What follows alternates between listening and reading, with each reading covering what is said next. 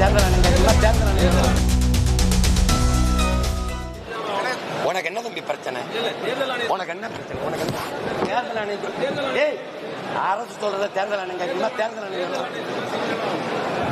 முதல்ல உனக்கு என்ன பிரச்சனை? நீ தொடக்கத்துல இருந்தே எவ்வளவு பிரச்சனை இருக்கு. தள்ளி வாங்கிட்டு வா நீ.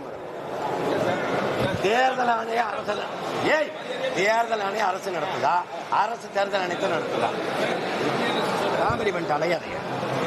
அப்புறம் ஏன் எதிர்க்கிறாங்க? எதிர்க்கிறோம் ஏன் சொல்ற? எப்போ நீதிமன்றத்தில் வழக்கு போட்டா? எப்படி வழக்கு போட்ட? எப்படி வழக்கு போட்ட?